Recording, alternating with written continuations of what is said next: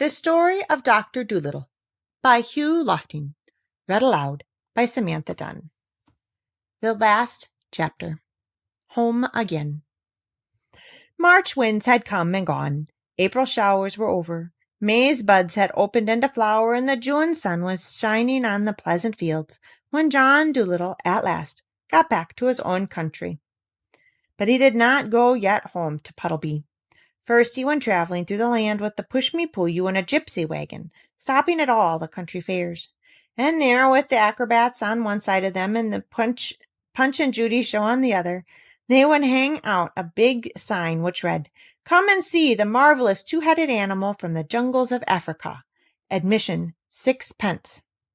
And the push-me-pull-you would stay inside the wagon while the other animals would lie about underneath. The doctor sat in a chair in front, taking the 6 pences and smiling on the people as they went in. And Dab was kept busy all the time scolding him because he wouldn't let the children in for nothing when she wasn't looking. And menagerie keepers and circus men came and asked the doctor to sell them the strange creature, saying they would pay a tremendous lot of money for him. But the doctor always shook his head and said, "Nope, the push-me-pull-you shall never be shut up in a cage. He shall always be free to come and go, like you and me." Many curious sights and happenings they saw in this wandering life, but they all seemed quite ordinary after the great things they had seen and done in foreign lands. It was very interesting at first, being sort of part of a circus, but after a few weeks they all got dreadfully tired of it, and the doctor and all of them were longing to go home. But so many people came flocking to the little wagon and paid the 6 pence to go inside and see the push-me-pull-you, that very soon the doctor was able to give up being a showman.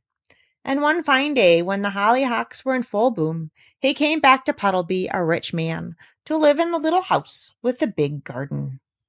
And the old lame horse in the stable was glad to see him, and so were the swallows who had already built their nests under the eaves of his roof, and had young ones. And Dab was glad, too, to get back to the house she knew so well, although there was a terrible lot of dusting to be done, with cobwebs everywhere.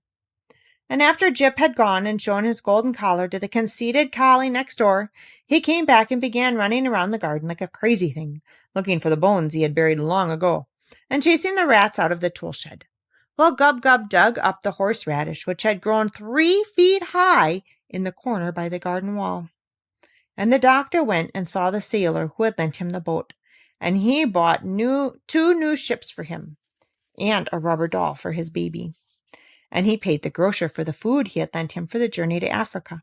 And he brought another piano and put the white mice back in it, because they said the bureau drawer was drafty. Even when the doctor had filled the whole money box on the dresser shelf, he still had a lot of money left, and he had to get 3 more money boxes, just as big, to put the rest in.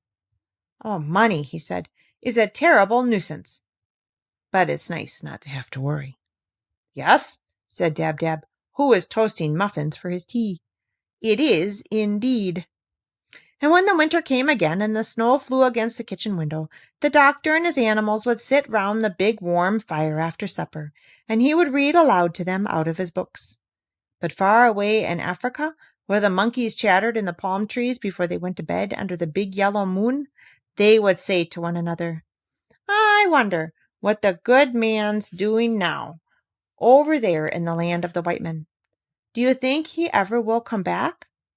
And Polynesia would squeak out from the vines, "I think he will. I guess he will. I hope he will." And then the crocodile would grunt up at them from the black mud of the river, "I'm sure he will. Go to sleep." The end. Thank you.